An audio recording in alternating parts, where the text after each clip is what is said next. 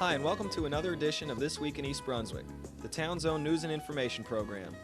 Tonight we'll hear from the East Brunswick Soccer Club's publicity chairman, Joel Henkin, about an international soccer event coming up this Labor Day weekend. Then School Information Officer Amy Fisher interviews Deputy Superintendent Evelyn Ogden on what students can expect in the coming weeks. We'll also hear a few minutes of last Sunday's concert on the municipal grounds by the Sweet Spirit Band, a local Christian rock group. Our regular features will include information about the summer concert series at the community beach from coordinators Dolly Vasta and Karen Burke. And on this week's Garden Tips, Middlesex County Agricultural Agent Peggy Ballister-Howells will tell you about cleanup in the garden. Health facts with local allergist Dr. Martin Rosenstein, and consumer advocate Adrian Eisner with information on asbestos in consumer products. But first, a look at what's on Channel 8 next week. Monday there will be no cablecast due to the Labor Day holiday, but cablecasting will resume Tuesday evening at 7 p.m. with Kids Stuff, filled with stories and songs for the youngsters. At 7:30, John Megliaro's Sports Talk takes a look at synchronized swimming. Followed at 8 p.m. by a Channel 8 special edition on composting, hosted by Agricultural Agent Peggy Ballister-Howells. Wednesday at 2:30, it's Look Great, Feel Great, an exercise with Lenore Kulik. 3 p.m. Wednesday, it's More Stories for the Kids. At 7:30 Wednesday evening, Dolly Vasta interviews jazz singer Lauren Hooker on For Art's Sake. And at 8 p.m., it's The Arts, produced by the Middlesex County Cultural and Heritage Commission. We'll be back Thursday at 7 and 8 p.m. with another edition of This Week in East Brunswick, followed at 8:30 by About East Brunswick with the Mayor, and be sure to check the Channel 8 program guide for repeats of all of our shows. Now here's Joel Henkin for some soccer information. Good morning, everybody. I'm Joel Henkin. I'm publicity chairman of the East Brunswick Soccer Club's 8th International Labor Day Tournament. There's going to be a lot of things going on around town this Labor Day weekend. That's September 5th, 6th, and 7th, right here in East Brunswick, because you're going to be seeing some of the finest soccer in the country.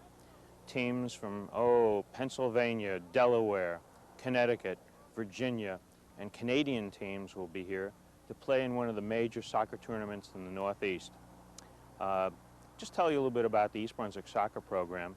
We have one of the largest soccer programs going on in the state. Recreational teams and traveling teams going to different communities each weekend, and our teams participate in tournaments. Well, on Labor Day weekend, we host one of the major tournaments, and there'll be teams coming here and playing games at several different fields. At Hammersholt Field, you'll be able to see boys born in 1973, 74, and 75. At Bicentennial Field, girls born 74, 75, 76, and 77, and also some boys born in 77. At Diedrichson Park, which is the brand new park that we've built over the years, on Cranberry Road by the fairgrounds, the new soccer fields, you'll see girls born in 1970 and 71, 72 and 73, and boys born in 1972, 76, 78, and 79. There'll be a lot of great soccer going on. In the older girls divisions, for example, some of the finest teams in the country are here. We have one of the great teams from Michigan is here to play a team, several teams, including one of the great teams from Virginia. In the boys division, the 1972 boys, Ted Tharney's boys, will be playing, and that's one of the finest teams in the state. There are 2 Canadian teams from the Ontario area have come down, and they'll be participating, and they'll be at Bicentennial Park. In the 74s, you'll see some great soccer. Pete Gagumas's team will be participating, along with a former state champion and some other really fine teams. One of the best teams from Virginia, the Burke Vista, Virginia team is here. In 76, we also have some Canadian teams. And, of course, the 76 team, Rich Klepak's team, is also a state champion. Jamshid Rabi's girls are also a state champion. You'll see some fine soccer in that group. So no matter what age group you're interested in watching play, I think you're going to see some fine soccer Labor Day weekend. All the games will be played at these 3 locations, and the finals will be played on Monday.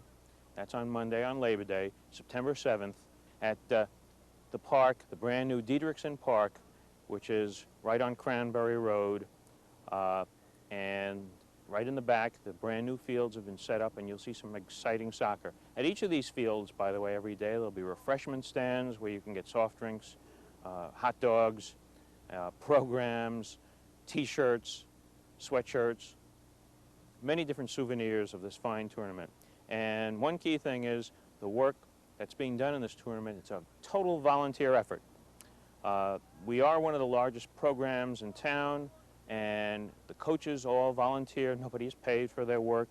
The people who will be manning the refreshment stands are all volunteers, and they'll be doing a fine job here. And all the funds that we raise here will be used for the soccer program. So we'd appreciate if you come on out. We'd love to see you here, whether you have children playing soccer or not. But you'll see a lot of great soccer because the teams have come from all over the country, and we look forward to seeing you.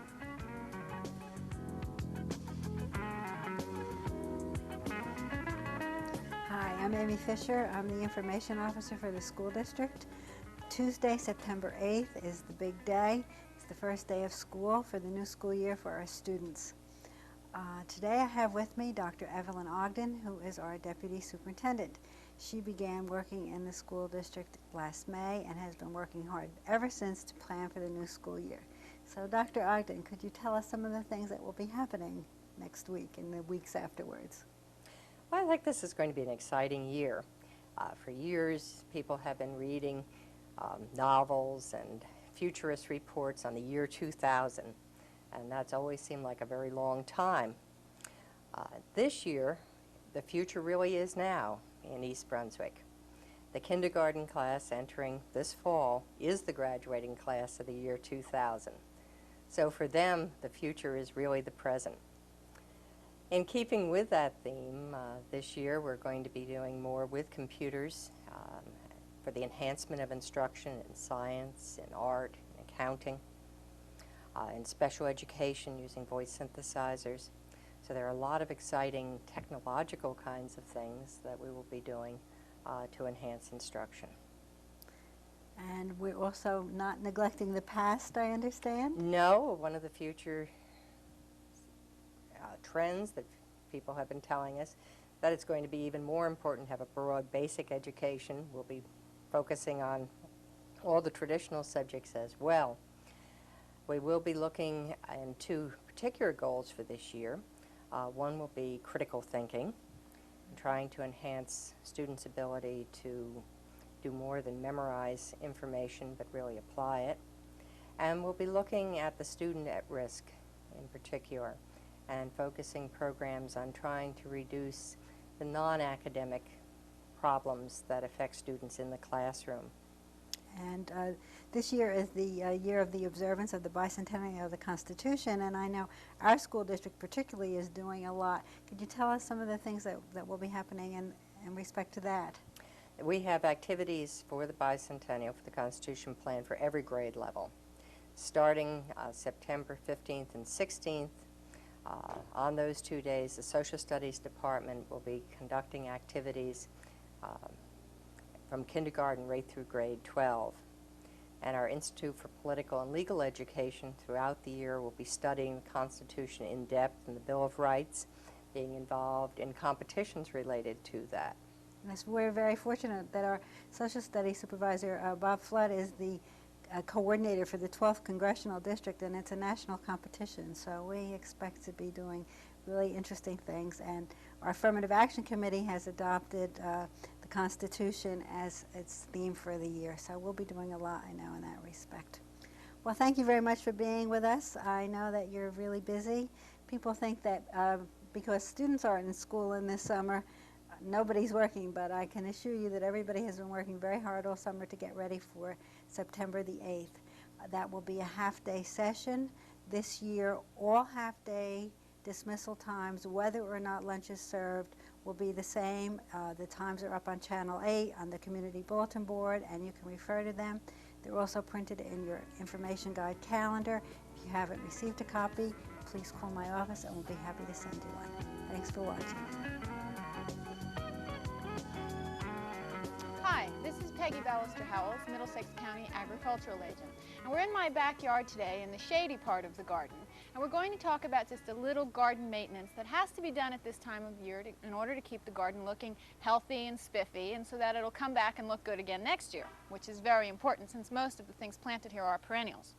These little guys over here are lilies, and so are the tall ones. I've got some tiger lilies and all of them are true lilies, but many different varieties. Unfortunately, these little ones are flopping over pretty badly. They had finished blooming some time ago, but it's important to keep the leaves healthy to nourish the bulbs for next year. Now, the big ones are tied up by this white ribbon that you can see here. I use a ribbon so that it's flat rather than a string, so it doesn't cut into the side of the trunk of the lilies. But with these smaller ones, I'm going to use this stick. It's just an old stick that fell down from my ailanthus tree, but you can see it has lots of little nooks here and will look much more natural in the garden. So you just take it and shove it in here, and you can support them like so.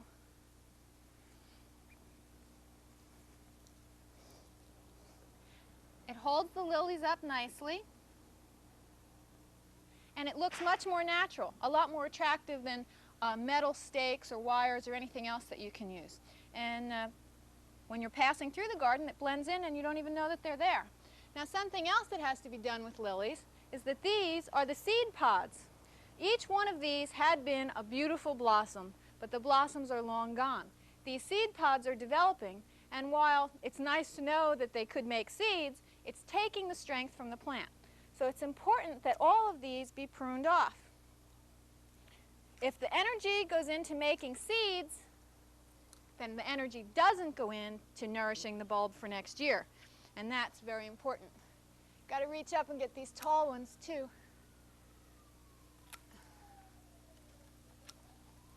And these I'll just throw on the compost pile. Now there's some other things that need to be done. These are daylilies that finished blooming. And these dead ones are very unattractive. These are just the leaves. And as time goes on, they will all completely yellow and have to be pulled out. Get them all. Again, these can just be thrown on the compost pile, but in order to keep the garden looking attractive, it's necessary to remove them as they begin to die back. The ferns are doing pretty well. With some of the hot weather we've had is accounting for some of the browning, but the rain has been helping too. These are coral bells that have just about finished. They come out pretty easily, but there's certainly nothing attractive about them, so you don't want to leave them in. This little tiny pink bud was what they used to look like, but all good things must come to an end. We'll move over here. This is a large bed of daylilies that have finished. Unfortunately, the weather that we've had, some branches fell down and crushed them a little bit. They were beautiful, but again, they need to be cleaned out, the dead leaves removed. If you let them stay there, it's encouraging fungus disease to grow. You don't want that. That's why you want to pull them out. This is called a magic lily. The leaves came out in early spring, were very long and strap-like. They completely died back, and now all of a sudden, as if by magic, this stalk comes up from dead center. These will open up into trumpet-like blossoms, and that's why it's called magic lily. It comes out of nowhere. The final thing in the shade garden of particular beauty at this time is the Rose of Sharon. It's espaliered up against this wall and covered in beautiful blossoms. It's probably my favorite thing back here. We'll see you next week in my backyard. An epidemic threatens the small town of East Brunswick, New Jersey. Many people have been overcome with boredom and have forgotten their library card. Some haven't even gotten one. Oh, gee, nothing to do.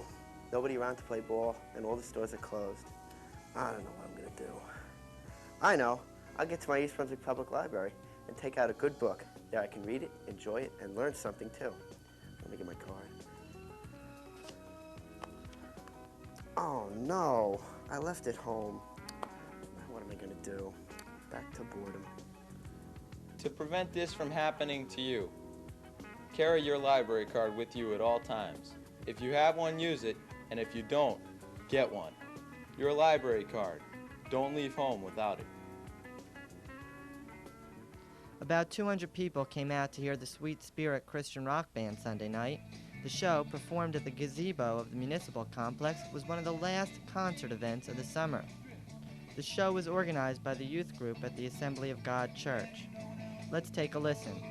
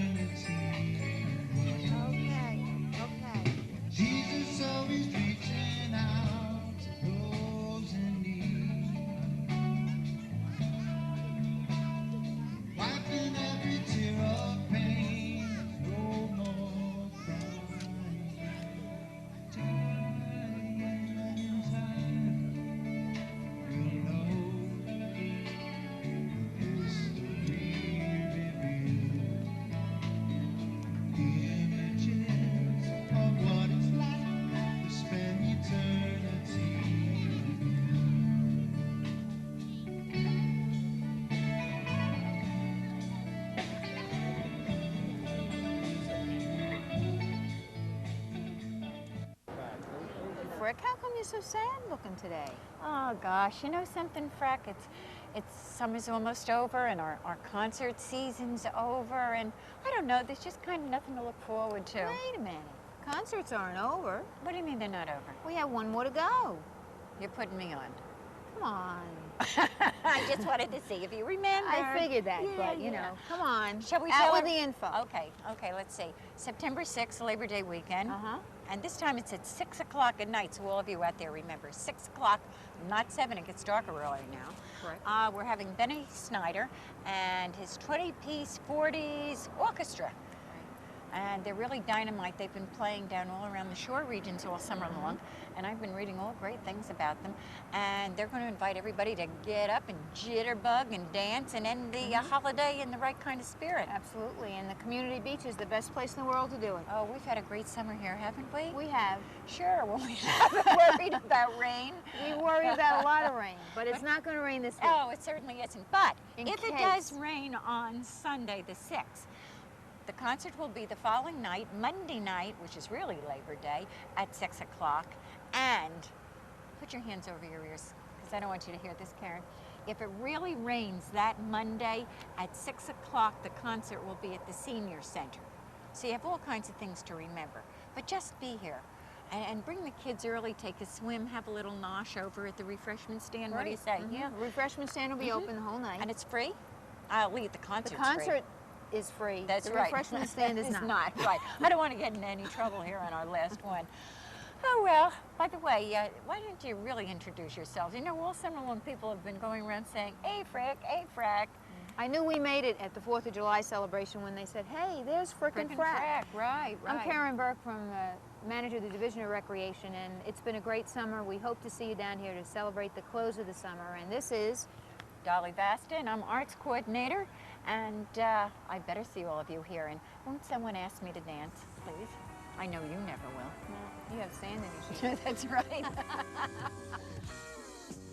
And now for health facts with Dr. Martin Rosenstein.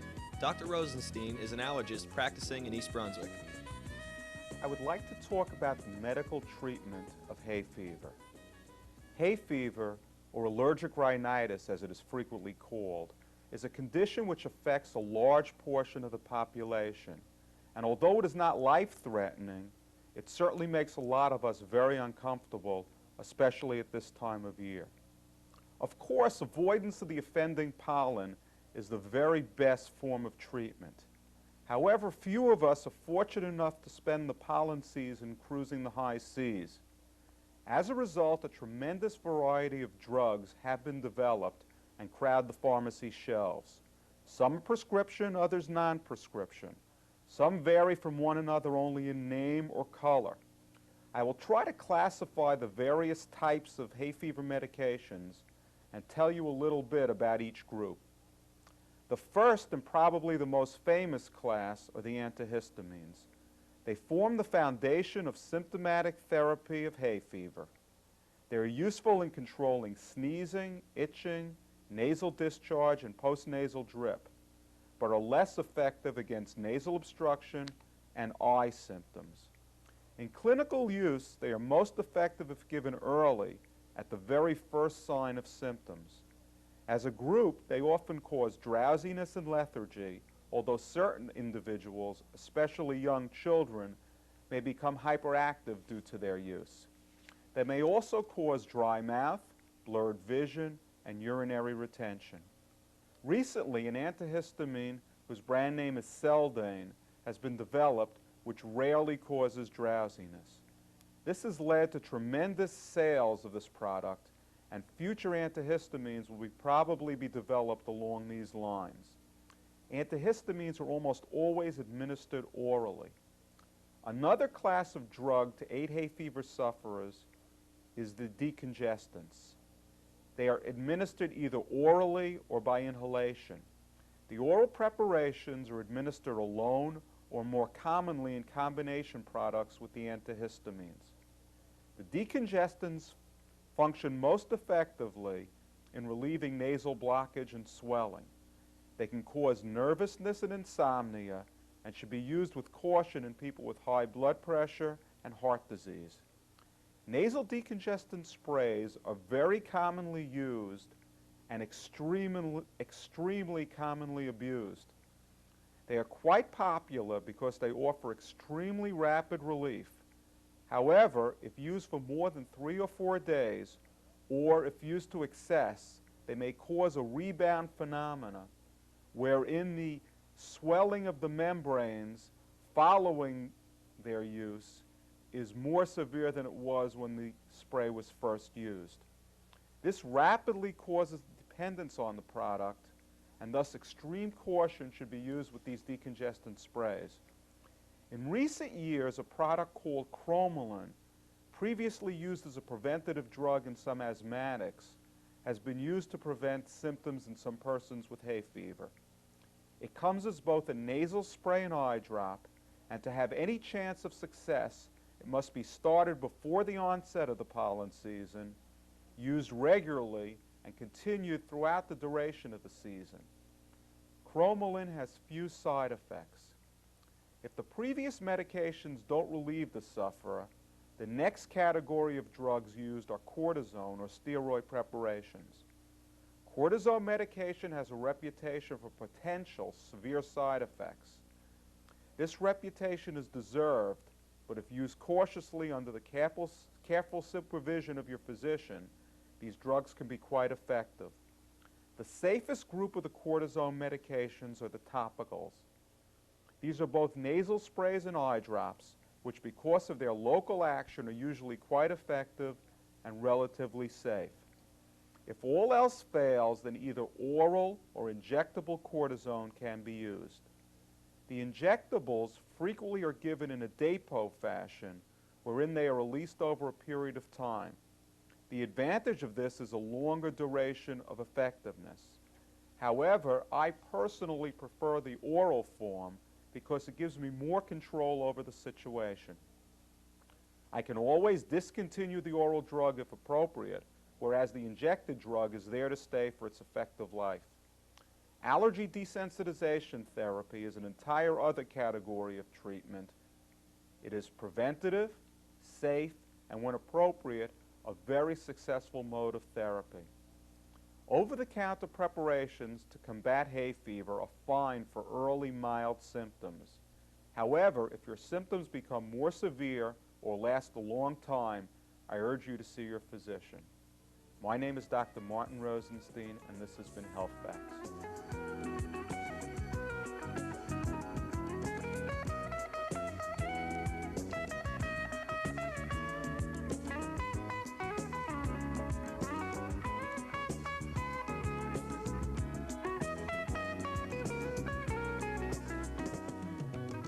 Hello, and welcome to Consumer Aware. I'm Adrienne Eisner, Director of the East Brunswick Consumer Affairs Office. The Consumer Product Safety Commission warns consumers about the hazard of exposure to products containing asbestos. These products include the following: asbestos paper and millboard, asbestos cement sheet, asbestos wood and coal stove door gaskets, asbestos laboratory gloves and pads, asbestos stove mats and iron rests, central hot air furnace duct conductors containing asbestos. Some of these products still are for sale or may be in consumers' homes. Handling these products may release asbestos fibers, and breathing asbestos is known to cause cancer. The risk of asbestos-related cancer may be substantially higher among smokers at the levels of asbestos encountered in homes. If these products must be handled, please follow the following precautions. Wear a respirator approved for use with asbestos. Do not dry sweep. Use wet procedures for cleanup. Do not use power-operated or other tools to cut or drill, because this can create respirable dust levels. Keep these products out of the reach of children. If you need further information about asbestos-containing products, please contact us at the East Brunswick Consumer Affairs Office. The telephone number is 390-6954. Our office is located in the Municipal Building, and we are open from 9 a.m. until 5 p.m., Monday through Friday. Thank you for joining me on Consumer Aware. See you again next time.